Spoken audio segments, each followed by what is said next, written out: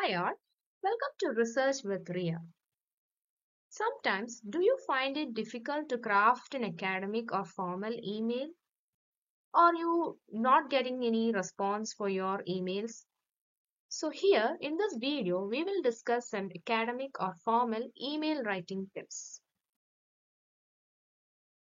In the condensed part, let's see what's all are there for you. First, we will have a general information about an overall idea about academic or formal emails.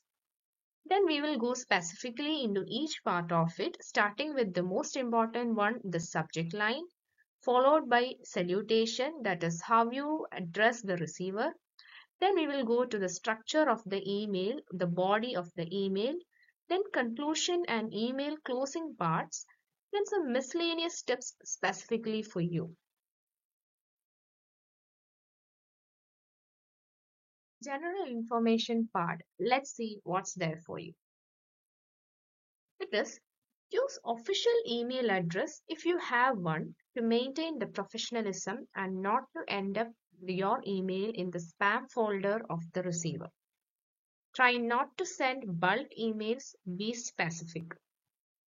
Try to send the email to the receiver's official email address if available. So it is like use your official email address as well as the receiver's official email address. Be formal and polite. Your email reflects your attitude and personality a lot. Be specific, clear, and concise. Time is precious. Nobody is going to read paragraphs and paragraphs, so be very specific. Use fonts like Arial, Times New Roman, Calibri, which are generally considered as professional fonts. Always check the email twice before sending. Here into a very important part of the email. It is the subject line. This is what the receiver first see when they get the email. So this is very important. It should be short, clear and very straight. Receiver should understand the whole email immediately from your subject line. Highlight the important areas by using capital letters or bold font if it is possible. Never use emojis and unnecessary punctuation marks in the subject line. For example, I'll give a bad example, bad subject line. Just like you are applying for a 2 months internship and in the subject line mentioning as 2 months internship. That's it. So this is a bad subject line. Now, how can you make this a very good subject line? Let's see. Inquiry on or for a 2 months internship on, then you can write the topic in a concise way. So this is a very good subject line. We have made a really good subject line from that bad subject line. So this is how your subject line should be. Now coming to the salutation part, this is like how you address the receiver. This is be appropriate and respectful. Make sure about their name and designation. You should know who you are sending the email to. It's better and safe to use dear followed by their second name and designation or degree. For example, dear professor second name, dear doctor second name, their second name. Avoid very casual salutations like hi, hello, especially in your first email. And it is okay to use if you get a similar approach or similar approach from the other side and using hi or hello in your follow-up emails.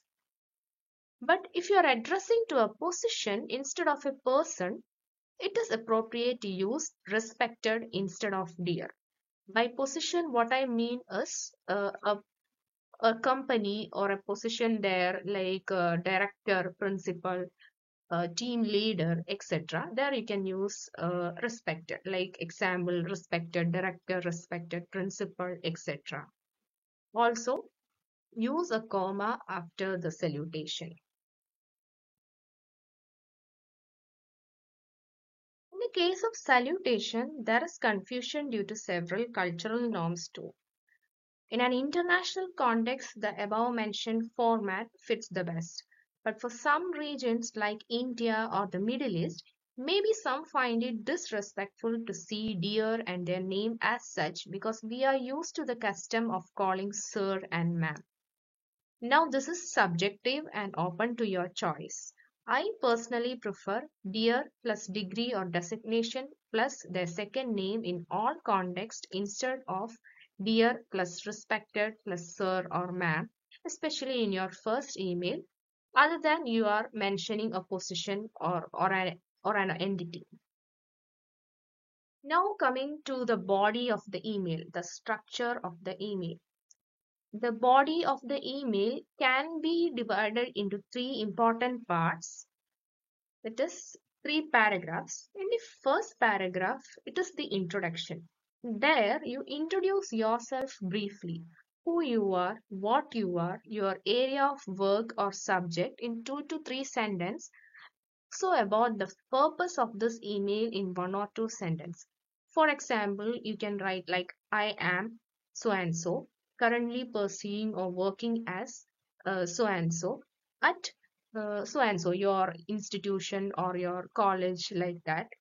And then I am writing this email to uh, inquire about or request about or something like that.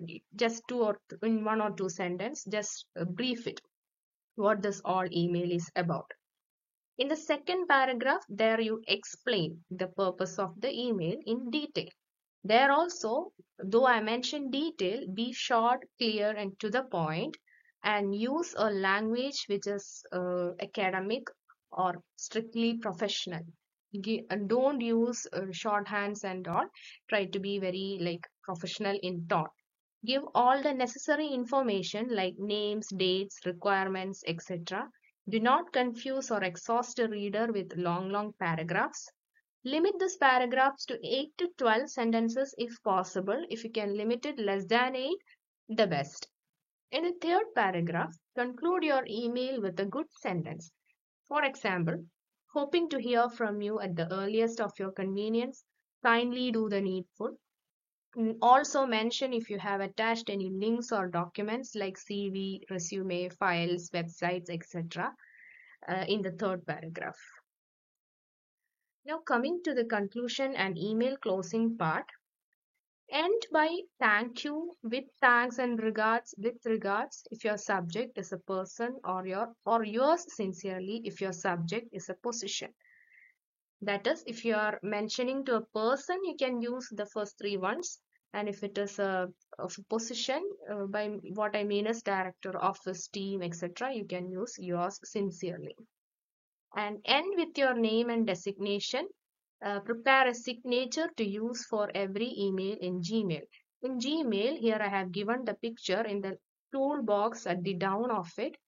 There is a signature option. There you can create a signature of yours, like your name, your designation, then your email address or your mobile number, like that. You can create it and you can use it for every email, every professional emails. You can just insert it. That's a very professional approach. Now the interesting part, the miscellaneous tips. It is schedule your email to reach the receiver at the best time of their day, that is the morning from 9 a.m. to 12 p.m., that 12 noon, rather than non-working hours like late evening, night, weekends, or holidays. Make sure of this, especially in case of emails sent to a different time zone. If you are in one country and the receiver is in another country, definitely check the time zones and schedule your email so that the email will reach them in their 9 a.m. to 12 noon. Why 9 a.m. to 12 noon means that is the early part of the day most people will be in their best.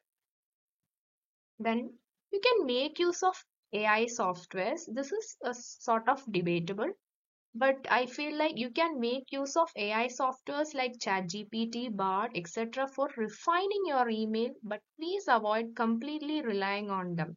Experienced people can easily differentiate them, and it can affect your credibility.